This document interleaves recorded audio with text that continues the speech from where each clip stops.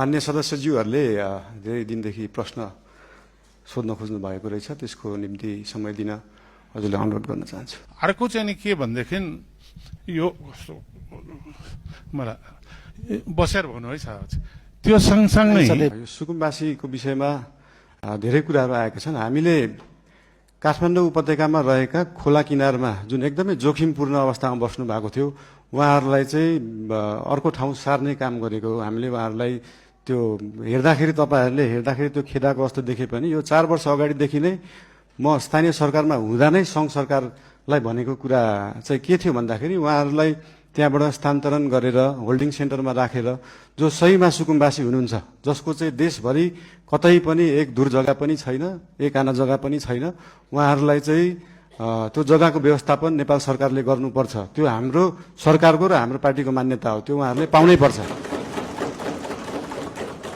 तर काठमाडौँ उपत्यकामा बसेकालाई किन एकदम प्रायोरिटी दिएर हटाइयो भन्दाखेरि विगतका धेरै वर्षहरूमा बाढी आउँदाखेरि उहाँहरूको घर डुबानमा पर्ने र उहाँहरूको स्वास्थ्य अवस्था पनि एकदमै नाजुक थियो। उहाँहरूको सेनिटरी अवस्था, उहाँहरूको त्यो वासरुम टोइलेटको व्यवस्था त्यसको निकासा सिधै खोलामा थियो र उहाँहरूबाटै निस्केको त्यो फोहोरको दुर्गन्धले फेरि उहाँहरू नै बिरामी परिराख्नु भएको थियो। त्यसले गर्दाखेरि उहाँहरू बिरामी पनि परिराख्नु भएको थियो, खोला फोहोर पनि भइरहेको थियो र त्योभन्दा सबैभन्दा ठुलो कुरा चाहिँ उहाँहरूको ज्यान जोखिममा थियो।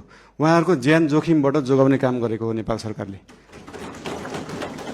र जहाँसम्म उहाँहरूलाई जग्गा व्यवस्थापन गर्ने कुरा छ, त्यसको निम्ति भूमि सम्बन्धी हाम्रो समिति पनि बनिसकेको छ। हाम्रो मन्त्रालयले काम गरिरहेको छ, 2-3 मन्त्रालयले यो विषयमा काम गरिरहेको छ। अस्ति अर्थमन्त्रीज्यूले पनि यही आर्थिक वर्षभित्र हामी यो गर्छौँ भन्नुभएको छ। यसको लागि जति समय लाग्छ त्यति समय लाग्छ, हतार गरेर हुँदैन। यो चिजलाई चाहिँ जति समय लाग्छ, 35 वर्षमा नभएको चिज 35 मिनटमै नखोजौँ, त्यसलाई अलिअलि केही समय लाग्छ। र लिपुलेक लिम्पियाधुराको बारेमा उहाँले सोध्नुभयो, अघि पनि भनिसके। यो चाहिँ डिप्लोमेटिक रूपमा टेबल टक, तपाईँहरूलाई एउटा कुरा अचम्म लाग्छ होला, मैले पनि अस्ति प्रधानमन्त्री भएपछि नै थाहा पाएँ, भारतले नेपालको जग्गा मात्रै होइन, नेपालले पनि भारतको जग्गा धेरै ठाउँमा मिचेको रहेछ। अनि यो कुरा चाहिँ अस्ति भर्खरै थाहा पायो। त्यही भएर दुईटै देशले अध्ययन गरेर हामीले मिचेको छौँ, उहाँहरूले मिच्नु भएको छ, के छ त्यसलाई चाहिँ बसेर एउटा साथीको रूपमा समाधान गर्ने चाहिँ हामीले सोच राखेका छौँ। धन्यवाद। विद्युतको विषयमा अघि भन्नुभयो, देशभरि जुन हिटर इन्डक्सन अहिले चाहिँ के छ भन्दाखेरि साँच्चीकै हामी अहिले विद्युतीय युगमा तुरुन्तै जान सकिने अवस्था छैन। साँच्चीकै देशका हरेक किचनमा अहिले नै बिजुलीबाट पकाउने, इन्डक्सन कुकरबाट पकाउने हो भने देशमा भएका सबै ट्रान्सफर्मर र सबस्टेसन पड्किन्छन्। त्यसको क्षमता नै छैन अहिले। त्यो क्षमतालाई विकास गर्नलाई पैसा चाहिन्छ र त्यही पैसाको लागि 50 युनिटभन्दा माथि चाहिँ 5% भ्याट लाउने कुरा जुन अर्थमन्त्रीज्यूले अस्ति कुरा गर्नुभएको छ, त्यो एकदमै धेरै रकम होइन। 100 रुपियाँमा 5 रुपियाँ हो। त्यो पैसा चाहिँ केमा खर्च हुन्छ भन्दाखेरि देशभरि ट्रान्सफर्मरलाई अपग्रेड गर्नुपर्छ, देशभरि ट्रान्समिसन लाइनको तारको मोटाइलाई अपग्रेड गर्नुपर्छ, सबस्टेसनहरू अपग्रेड गर्नुपर्छ, अनि बल्ल हामी साँच्चीकै विद्युतीय युगमा जान सक्छौँ। त्यसको लागि नेपाल सरकार अग्रसर छ। धन्यवाद। मुखज्यू, यो भिजिट भिसाको जुन दुरुपयोग विगतका धेरै दिनहरूमा भएका थिए, त्यसको लागि एकदमै कडा निर्देशन मन्त्रालय, एयरपोर्ट लगायत त्यहाँ भएका विभिन्न विभागहरूलाई दिएको छ र भिजिट भिसामा गएर त्यहाँनिर कामको लागि इन्टरभ्यू दिएर काम पाउँदाखेरि फेरि फर्केर आउनुपर्ने, फेरि वर्किङ भिजाको लागि अप्लाई गर्नुपर्ने र नेपाल नै आउनुपर्ने व्यवस्था रहेछ। त्यसको लागि पनि एउटा अल्टरनेटिभ उपाय रहेछ। भिजिट भिसामा गएर उहाँहरूले त्यहाँनिर काम गर्न खोज्नु भएको छ भने त्यसलाई वर्किङ भिजामा उतै बसेर पनि कन्भर्ट गर्न सकिन्छ। यसको लागि श्रम मन्त्रालयले विभिन्न क्षेत्रहरूलाई समेटेर यसको व्यवस्थापनको लागि काम गरिरहेको छ। यस विषयमा थप केही जानकारी चाहिएमा श्रम मन्त्रीज्यूसँग पनि लिन सकिन्छ, श्रम मन्त्रालयसँग पनि लिन सकिन्छ नै। र अहिले आत्मविश्वास बढाउने भन्दा पनि देशलाई पैसा चाहिएको छ, पैसा बढाउनेतिर ध्यान गएको छ हाम्रो। यो उदाहरण एउटा दिन चाहन्छु। यो लिस्ट डेभलप कन्ट्रीबाट डेभलपिङ कन्ट्रीमा जाने अथवा डेभलपिङ कन्ट्रीबाट डेभलप कन्ट्रीमा जानेमा हाम्रै छिमेकी राष्ट्र चाइना चाहिँ अस्ति भर्खरै डेभलपिङबाट डेभलपमा गएको थियो, जबकि त्यो डेभलपमेन्टको पराकाष्ठा नागिसकेको देश हो त्यो।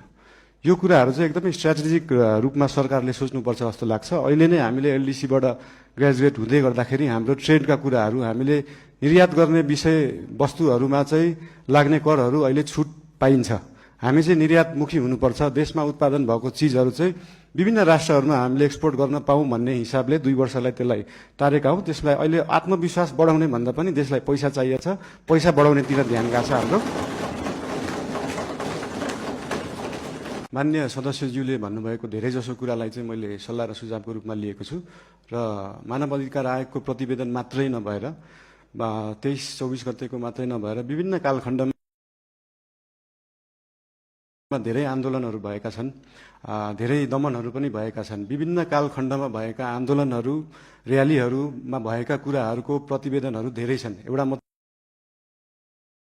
प्रतिवेदन छैन मानव अधिकार आयोगको, र विभिन्न आयोगहरू पनि गठन भएका छन् विभिन्न कालखण्डमा।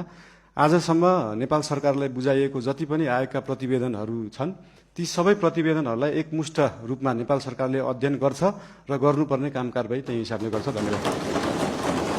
साम्यवाद, समाजवाद भनेको भाषणमा दिन एकदम सहज हुन्छ, मजा पनि आउँछ।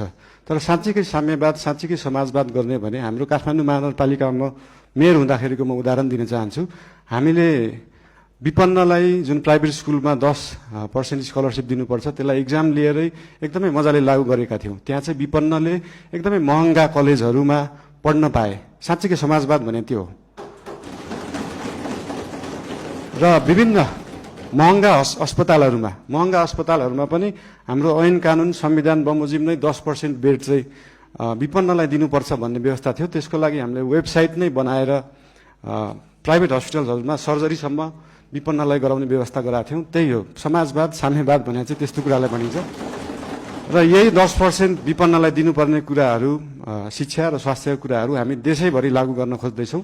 यसको लागि विभिन्न जिल्लाहरूमा, विभिन्न स्थानीय निकायहरूमा यसको लागि हामी सहकार्य गर्दै जानेछौँ। संविधानमा लेख्न त लेखियो फ्री शिक्षा, फ्री स्वास्थ्य, तर सरकारको बजेट त्यो छ कि छैन भन्ने कुरा सोचिएन।